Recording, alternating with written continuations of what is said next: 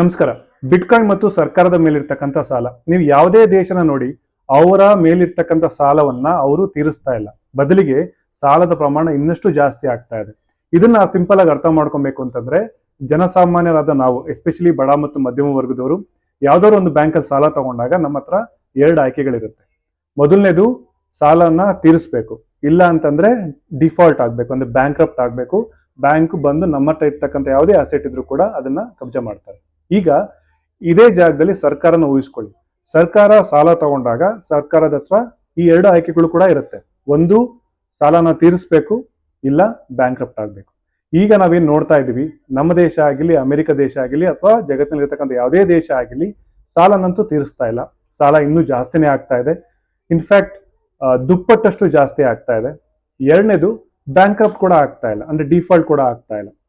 ಯಾಕೆಂತಂದ್ರೆ ಸರ್ಕಾರದ ಹತ್ರ ಮೂರನೇ ಆಯ್ಕೆ ಇದೆ. ಈ ಮೂರನೇ ಆಯ್ಕೆ ಜನಸಾಮಾನ್ಯರಾದ ನಾವು, ನಮ್ಮ ಹತ್ರ ಇಲ್ಲ. ಈ ಮೂರನೇ ಆಯ್ಕೆ ಏನಂತಂದ್ರೆ ಫಿಯೇಟ್ ಕರೆನ್ಸಿ ಡಿಬೇಸ್ಮೆಂಟ್. ಅಂತಂದ್ರೆ ಸರ್ಕಾರ ಏನ್ ಸಾಲ ತಗೊಂಡಿದೆಯಲ್ಲ, ಆ ಸಾಲವನ್ನ ತೀರ್ಸಕ್ಕೆ ಇನ್ನಷ್ಟು ಪೇಪರ್ ಕರೆನ್ಸಿನ ಅವರೇ ಸೃಷ್ಟಿ ಮಾಡ್ತಾರೆ. ಹಾಗಾಗಿ ಸರ್ಕಾರ ತನ್ನ ಮೇಲಿರ್ತಕ್ಕಂಥ ಸಾಲವನ್ನ ತೀರ್ಸೋದಕ್ಕಂತೂ ಸಾಧ್ಯನೇ ಇಲ್ಲ. ಈಗ ಇಲಾನ್ ಮಸ್ಕ್ ಮತ್ತು ಟ್ರಂಪ್ ಏನು ಟ್ವಿಟ್ಟರ್ ಅಲ್ಲಿ ವಾರ್ ಮಾಡ್ತಾ ಇದ್ರಲ್ಲ, ಇದೇ ಕಾರಣಕ್ಕೋಸ್ಕರ ಸಾಲನಂತೂ ತೀರ್ಸಕ್ ಸಾಧ್ಯ ಇಲ್ಲ. ಸಾಲದ ಮೇಲೆ ಇರ್ತಕ್ಕಂಥ ಬಡ್ಡಿ ತೀರ್ಸಕ್ಕೇನೆ, ಬಡ್ಡಿ ಕೊಡೋದಕ್ಕೇನೆ ಇವತ್ತು ಕಷ್ಟ ಆಗ್ತಿರ್ತಕ್ಕಂಥ ಸಂದರ್ಭದಲ್ಲಿ ಎಲ್ಲಾ ದೇಶಗಳು ಕೂಡ ಹೋಗ್ತಾ ಇದಾವೆ.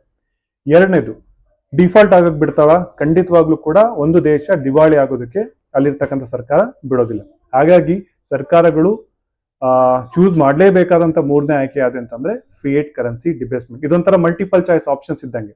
ಮೊದಲನೇ ಆಪ್ಷನ್ ಚೂಸ್ ಮಾಡಕ್ಕಂತೂ ಆಗಲ್ಲ, ಎರಡನೇ ಆಪ್ಷನ್ ಚೂಸ್ ಮಾಡೋದಕ್ಕಾಗೋದಿಲ್ಲ. ಹಾಗಾಗಿ ಮೂರನೇ ಆಪ್ಷನ್ ಅನ್ನ ಪ್ರತಿ ದೇಶದ ಸರ್ಕಾರಗಳು ಚೂಸ್ ಮಾಡ್ತಾನೆ ಹೋಗ್ತಾ ಇರ್ತವೆ. ಇದೇ ಫಿಯೇಟ್ ಕರೆನ್ಸಿ ಡಿಬೇಸ್ಮೆಂಟ್.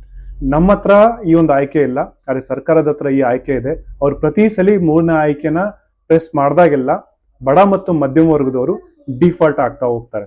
ಎಸ್ಪೆಷಲಿ ಅವ್ರು ಸಾಲ ತಗೊಂಡಲೇ ಇದ್ರು ಕೂಡ ಅವರು ಡಿಫಾಲ್ಟ್ ಆಗ್ತಾನೆ ಹೋಗ್ತಾ ಇರ್ತಾರೆ. ಯಾಕೆಂತಂದ್ರೆ ಸರ್ಕಾರ ಮೂರನೇ ಆಯ್ಕೆಯನ್ನ ಪ್ರೆಸ್ ಮಾಡ್ತಾನೆ ಹೋಗ್ತಾ ಇರುತ್ತೆ.